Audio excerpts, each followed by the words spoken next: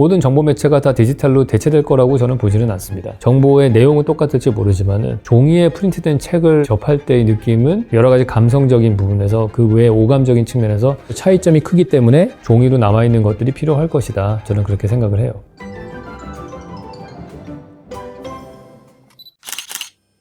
네, 안녕하세요 왓슨 여러분. 이번 시간에는 종이와 관련된 캠페인 이야기를 좀 나눠보려고 합니다.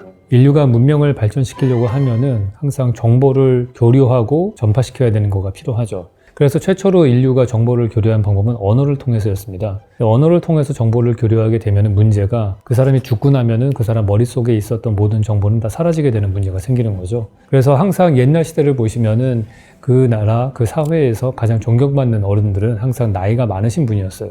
그 사회에서 가장 많은 정보를 가지고 있는 사람이 노인이었기 때문에 그 사람이 존경을 받았던 거죠. 근데 그런 시대에서는 그분이 죽으면은 그분과 함께 정보는 사라지게 됩니다. 그래서 인류가 어떻게 해서든지 다른 사람과 나누는 정보를 사람이 죽더라도 유지할 수 있는 방법들, 내가 직접 만나서 말을 통해서 언어를 통해서 전하지 않더라도 다른 사람에게 전파할 수 있는 방법을 찾았죠. 그게 문자죠. 문자를 통해서 사람들은 생각과 정보를 교류하기 시작을 했는데, 최초의 문자라고 한다면은 메소포타미아 문명에서 나왔던 그 점토판에 쐐기 문자를 찍었던 것들이죠. 그 다음에 이집트에서는 파피루스 식물의 줄기를 이용해서 파피루스 종이를 만들었고, 서기 105년 정도 되면은 중국에서 체륜이라는 사람이 나무 펄프를 이용해서 종이를 만들기 시작을 합니다. 추후에는 그 종이가 유럽에 전파되면서 전반적으로 모든 것들이 다 종이 위에 문서에 남게 되는 그런 사건이 생겼죠. 그래서 우리가 정보가 아무리 중요하고 문자가 또 중요하지만은 사실은 그 문자가 종이가 없다면은 전파되기 어려웠을 겁니다. 자, 인류 최고의 발명품은 금속 활자라고 보통 얘기를 합니다. 왜냐하면 그때부터 대량 생산된 책들이 나오기 시작을 했고 정보가 엄청난 속도로 사람들에게 퍼져나갔기 때문인 거죠. 하지만 금속 활자도 역시 종이가 없었다면 아무 소용이 없었을 겁니다. 그래서 인류 문명의 발전에 종이는 지대한 영향을 끼쳤고 함께 왔다, 이렇게 볼 수 있습니다. 종이는 기본적으로 나무의 펄프를 이용해서 만들게 되고요. 인간이 사용한 다음에 쓰레기통에 버려지면은 그때 다시 또 쓰레기에서 회수를 해서 재활용을 해서 새로운 종이로 태어나서 우리에게 또 쓸 수 있는 종이로 나타나게 됩니다. 이런 식으로 보통 종이는 여러 번 재활용해서 쓸 수가 있는데요. 과거에는 그냥 버려지는 거라고 생각을 했었는데 이 종이들 그냥 쓰레기의 개념이 아니고 다시 재활용해서 쓸 수 있는 자원으로 분류가 되기 때문에 이제는 버려진 종이를 폐지라고 하지 않고 종이 자원이라고 부르기까지 합니다. 우리가 종이를 만들 때는 80% 정도는 그런 식으로 회수가 된 종이를 쓰게 되고요. 나머지 20%를 새로운 펄프를 넣게 돼 있습니다. 근데 그 20%도 가만히 들여다보면은 5% 정도는 잔가지를 쳐가지고 버려지는 그런 나뭇가지를 쓰고요. 15% 정도가 새로운 나무에서 추출한 펄프를 쓰게 되는데 그때 사용하는 그 나무조차도 순환조림이라고 해서 베어내고 나면은 그곳에 새로운 나무를 심고 또 베어내면 그곳에 새로운 나무를 심고 해서 계속해서 숲을 훼손하지 않고서 그 안에서 돌아가면서 나무를 키워서 쓸 수 있는 그러한 나무에서 추출한 재료로 15%를 커버를 합니다. 자, 우리가 나무를 보통 키울 때는 우리나라 같은 온대기후에서는 되게 오랜 시간이 걸리거든요. 근데 동남아 같은 데서는 빠르게 나무가 자라요. 그래서 사실은 우리가 나무를 쓸 때에도 동남아라든지 북미나 남미 같은 그런 나무가 빨리 자랄 수 있는 곳에서 조림지를 만들어서 수확하는 것이 지구 생태계 전반적으로 봤을 때는 훨씬 더 이득이 된다, 그렇게 볼 수 있습니다. 이게 보시는 것처럼 종이는 생산되어지고 재활용되는 그것들이 하나의 사이클로 되어서 일종의 생태계가 만들어진 그런 산업구조다 보셔야 됩니다. 종이의 어떻게 보면 가장 좋은 특성 중에 하나가 자연 생태계 안에서 썩어져서 없어진다는 점이에요.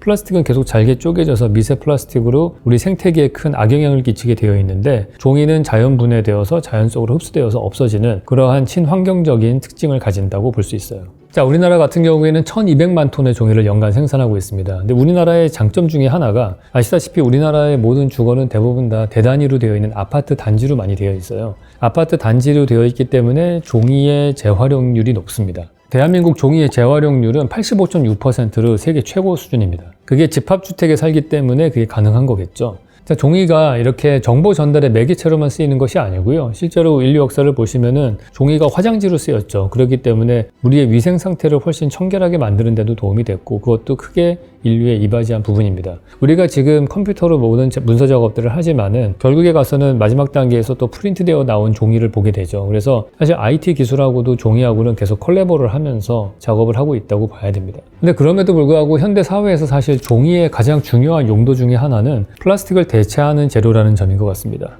많은 용기들이 플라스틱으로 만들어지게 되어 있는데요. 이 플라스틱은 일회용으로 쓰여질 경우에 버려지게 되면은 잘게 쪼개져서 미세 플라스틱으로 환경에 안 좋은 영향을 끼치게 되는데, 종이로 만들어진 용기를 쓸 경우에는 그런 것들을 해결할 수 있게 되는 거죠. 자, 실제로는 우리가 많은 문서들을 PDF라든지 디지털 정보로 보기 때문에 종이의 수요는 계속해서 줄어들고 있습니다. 근데 종이가 계속해서 수요가 늘어나는 분야가 있는데 바로 패키지 분야예요. 그래서 플라스틱을 대체하는 그런 패키지의 재료로서 종이가 많이 쓰이게 되고요.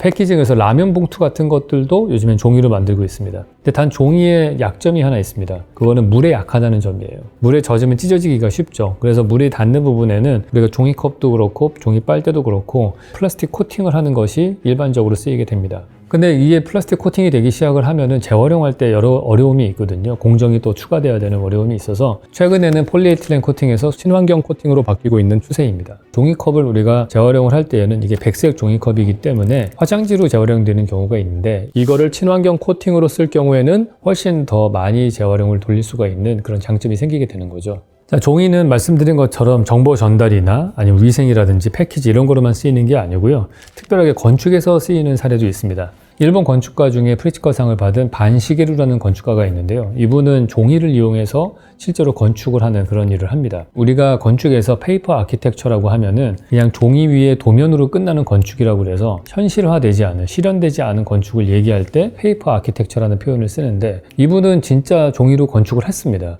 우리가 보통 두루마리 휴지 같은 걸 보시면은 가운데 심이 이렇게 있죠. 동그랗게 튜브로 되어 있는 것에 종이를 둘둘 말아가지고 두루마리 휴지를 만들어요. 거대한 큰 프린터 같은 경우에도 가운데가 비어있는 그런 심이 들어가고 주변으로 종이가 말려있는 걸 볼 수가 있어요. 그러니까 보시는 것처럼 그 동그란 모양으로 되어 있는 속이 비어있는 실린더 형태의 그 심, 이거를 통해서 건축을 하는 겁니다. 이게 동그란 건데 그거를 좀 더 강도가 높게끔 종이로 만들고요. 이게 비에 젖어도 무너지지 않게끔 코팅을 해서 아주 강한 강도를 가지게 되면은 기둥과 같은 역할을 할 수 있게 되는 거죠. 위로 누를 때는 엄청난 강도를 견딜 수 있어서 기둥으로 쓸 수가 있는데, 장점이라고 한다면 이게 되게 가벼워요. 그렇기 때문에 다른 지역으로 쉬핑이 되게 쉬운 거죠. 똑같은 강도를 가진 목재라든지 아니면은 철골로 되어 있는 기둥으로 옮기는 것보다는 훨씬 가볍겠죠. 그래서 일본 같은 경우에는 지진 같은 재난이 많이 일어나게 되고요. 건물이 무너지고 많은 피난민들이 빠르게 많은 건축물들이 필요한 경우가 있습니다. 그래서 그런 난민들을 위한 건축을 할 때 이 종이로 되어 있는 것이 잘 쓰입니다.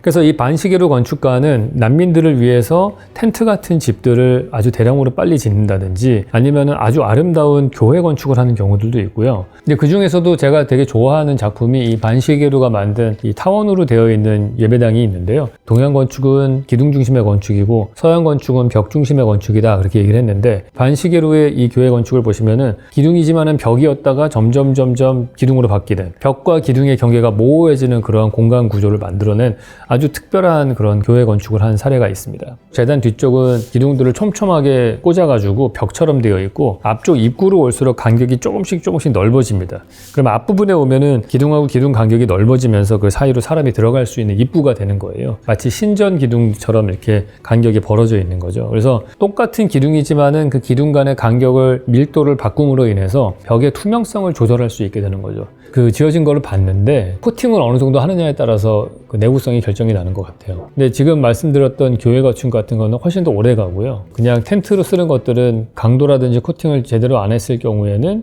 어느 정도 쓰다가 버리는 폐기이고, 그러면 이제 그게 자연에서 썩어서 없어지게 되니까 그렇게 쓰는 경우가 있고요. 그러니까 제가 그분 렉처를 직접 들어봤는데, 조그마한 세미나에서 들었었는데, 질문을 제가 했던 거가 왜 튜브를 동그란 걸로 썼냐. 이 네모난 스퀘어로 만들었을 때 그때 이거를 서로 붙였을 때 훨씬 더 밀실하게 만들 수 있지 않느냐, 그렇게 얘기했더니 이 동그란 실린더로 했을 때가 구조적으로 가장 안정적이라고 보기 때문에 그렇다, 그렇게 얘기하더라고요. 준질하게 어디서 힘을 측면에서 받더라도 이렇게 아치 구조로 저항을 갖게 되니까, 그래서 항상 동그란 형태의 튜브를 쓰더라고요. 근데 볼펜 같은 것들은 사실은 대표적으로 플라스틱이 많이 쓰이는 계류잖아요. 근데 이 볼펜 같은 경우에는 케이스, 이 통이 한 종이 펄프가 28% 정도가 들어간 볼펜이라고 해요. 그래서 이런 단단한 볼펜도 종이가 들어간 재료를 통해서 만들 수가 있게 되는 거고, 이 물티슈 같은 경우도 사실은 수분이 있기 때문에 대부분 다 플라스틱으로 되어 있는데, 여기 보시면은 이 물티슈도 포장이 종이로 되어 있습니다. 안쪽에만 플라스틱 코팅을 하면은 이렇게 쓸 수 있겠죠.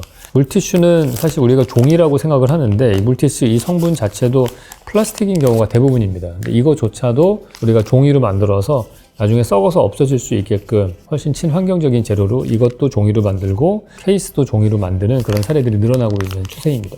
이 밖에도 가구를 종이로 만드는 경우도 있습니다. 우리가 일반적으로 나무로 만들어진 가구 같은 거를 버릴 때에는 구청에다 신고를 해서 돈을 내고 버려야 되는데, 이제 종이로 만들어진 가구 같은 경우에는 사용하다가 그냥 재활용 종이 그쪽에다가 버리게 되면은 편안하게 버릴 수 있는 그런 경우도 있고요. 드론을 종이로 만드는 경우도 있죠. 종이가 가볍기 때문에 아무래도 드론을 만들 때에도 종이를 사용하면 아마 쓰임새가 좋을 것 같고요. 이 종이 펄프에서 나노셀룰로즈라는 성분을 추출해가지고 그걸 통해서 타이어를 만들기도 한다고 해요. 핑크색을 만들 수도 있고 여러 가지 컬러를 입힐 수 있나 봐요. 그 나노셀룰로즈라는 이 성분을 갖고서 렉서스 자동차 같은 경우에는 실내 마감재를 만들기도 합니다. 근데 다른 것보다 훨씬 광택이 좋다고 해요. 개인적으로는 가장 종이를 밀접하게 생활에 쓰는 것들은 저는 책인 것 같습니다. 최근 들어서는 종이책을 쓰는 것보다는 디지털 미디어를 통해서 책을 읽는 것이 훨씬 친환경적이다라는 이야기들이 많이 나오게 되는데, 실제 연구 결과를 보시면은 종이로 된 책을 읽을 때 디지털 미디어를 통해서 보는 것보다 독해력이 8배가 더 높아진다, 이런 연구 결과도 있습니다.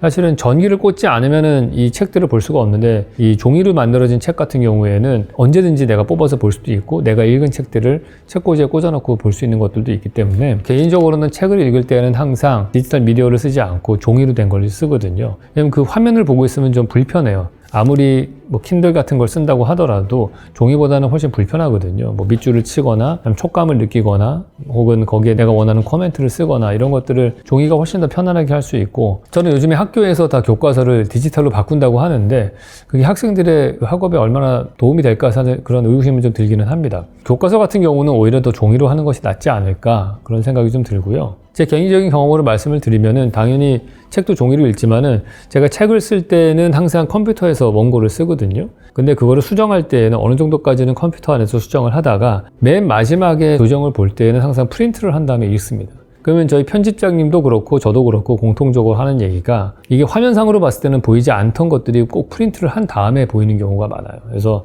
여러 가지로 모든 정보 매체가 다 디지털로 대체될 거라고 저는 보지는 않습니다. 어느 정도는 종이로 남아있는 것들이 필요할 것이다, 저는 그렇게 생각을 해요. 얼마 전에 제가 대학교 1학년 때 읽었던 책을 꺼내서 다시 본 적이 있는데 그게 참 느낌이 새로워요. 물론 그 책을 제가 지금도 디지털 매체로 볼 수 있겠지만은 예전에 제 손때가 묻어 있고 제가 밑줄 친 것들도 보이고, 무엇보다도 그 종이가 색이 발해 있고요. 그 예전에는 우리가 활자를 통해서 만든 책이잖아요. 그래서 폰트도 훨씬 작고 요즘에 제가 읽는 책하고는 느낌이 완전히 다르더라고요. 그리고 약간 그 퀴퀴한 냄새도 좀 나고, 우리가 헌책방 같은 데 갔을 때 나는 어떤 시간의 냄새 같은 거라고 할 수 있겠죠. 그런 것들을 느낄 수 있어서 종이에 프린트된 책을 접할 때의 느낌은 그냥 화면상에서 보는 것과는 정보의 내용은 똑같을지 모르지만은 여러 가지 감성적인 부분에서 그 외에 오감적인 측면에서 많은 차이점을 가진다고 볼 수 있습니다. 내 핸드폰 안에 항상 그 모든 읽은 책들이 들어가 있다는 장점은 있긴 하지만은 저는 읽은 순서대로 꽂아 놓거든요. 그러면 그게 이제 벽에 일종의 저의 생각의 지도 같은 게놈 지도 같이 만들어지는 거죠. 그리고 그게 저의 어떤 생각의 DNA가 그 공간을 마감하는 마지막 결정 마감제로 되는 거기 때문에 그걸 볼 때마다 제 머릿속을 쳐다보는 것 같은 그런 생각이 들거든요. 그래서 그런 부분에 있어서는 훨씬 책을 책꽂이에 꽂아놓는 것이 정보가 공간화되어서 저한테 영향을 미치고 저한테는 계속해서 피드백할 수 있는 그러한 기회를 준다는 점에서 크게 도움이 되는 것 같습니다. 종이는 저의 학창시절, 대학교 학창시절에는 엄청나게 많은 기억을 공유하는 그런 매체라고 볼 수 있어요. 건축과 학생들 보면은 지금은 안 그렇지만 도면통 들고 다니잖아요. 이런 바추카포 같은 도면, 그 시커먼 통에다가 큰 도면을 전지 사이즈나 A0, A1 이런 사이즈를 둘둘 말아서 다녔는데, 건축가기 때문에 저희는 트레이싱 페이퍼라는 종이를 씁니다. 그러니까 일반적인 종이하고는 좀 다르죠. 반투명한 종이에요. 그래서 우리가 어떤 그림을 그린 다음에 그 위에다가 반투명 트레이싱 페이퍼를 얹고 그 밑에 있는 것들을 다시 더 정리해서 잉크펜으로 그림을 그린다든지 색칠을 한다든지 이런 것들을 많이 했거든요. 일반적인 종이는 그냥 불투명한 종이 위에 정보가 있다라면은 트레이싱 페이퍼에 있는 종이, 그거는 밑에 있는 정보를 오버랩해서 볼 수 있다라는 그런 특징이 있어요. 그래서 이거는 되게 심오한 내용입니다. 예를 들어서 이틀 전에 내 생각과 현재의 내 생각이 오버랩 되면서 영향을 주면서 새로운 생각을 만들어내는 효과가 생기는 거예요. 그래서 이 반투명 트레이싱 페이퍼에다가 종이를 사용해서 설계를 디자인한다라고 하는 거는 그런 깊은 의미가 있었던 것 같아요. 그리고 또 하나 종이가 저한테 중요한 재료였던 거는 디자인이 끝나고 난 다음에 모형을 만들거든요. 그 모형을 거의 다 종이로 만들었습니다. 왜냐면 우리가 자르고 붙이기가 쉬워야 되니까 플라스틱 같은 재료는 그게 어려우니까 종이로 잘라서 모든 것들을 다 건축 모형을 다 종이로 만들었었어요. 그 유리창 빼놓고는 다 종이로 만들었다고 봅니다. 종이는 우리가 의식에는 되게 소비재로 많이 알려져 있잖아요. 한번 쓰면 버리는. 그렇게 돼서 내가 종이를 많이 쓸수록 숲이 많이 훼손된다 이렇게 생각하는 경우들이 있는데 오늘 보셔서 알겠지만은 85.6%나 되는 많은 비율로 재활용이 되고 있는 거고요. 우리가 일상생활에서는 여러 가지 재료가 있지만은 단적으로 플라스틱과 종이만 비교해 보더라도 플라스틱보다는 종이가 훨씬 재활용을 하기가 쉽고 친환경적이다. 종이는 분리수거만 잘 되면 여러 번 재활용을 해서 사용할 수도 있고 마지막 단계에 가서는 자연 분해가 돼서 자연 속으로 회귀될 수 있는 그런 재료이기 때문에 우리가 흔히 오해하는 것처럼 종이가 숲을 파괴하는 거고 많이 쓸수록 환경에는 안 좋은 것이다 라는 거는 엄밀하게 따져보면 좀 오해의 소지가 많은 그런 부분이 있는 것 같아요. 여러분들이 이렇게 마크 같은 거 보실 때 도움이 될 만한 게 하나 있는데요. FSC라는 마크가 있거든요. Forest Stewardship Council이라는 건데 FSC 인증이라는 게 써 있으면은 숲을 보존하면서 만든 재료로 만들어진 종이다 이런 뜻이라고 합니다. 그래서 가급적이면은 FSC 인증이라는 마크를 보시는 게 좋을 것 같고요. EPR이라는 마크도 있습니다. 그거는 Extended Producer Responsibility라는 거의 약자인데 플라스틱을 쓰지 않고 종이를 써가지고 조금 더 친환경적으로 하려는 생산자의 노력이 있을 때 EPR 마크를 준다고 해요.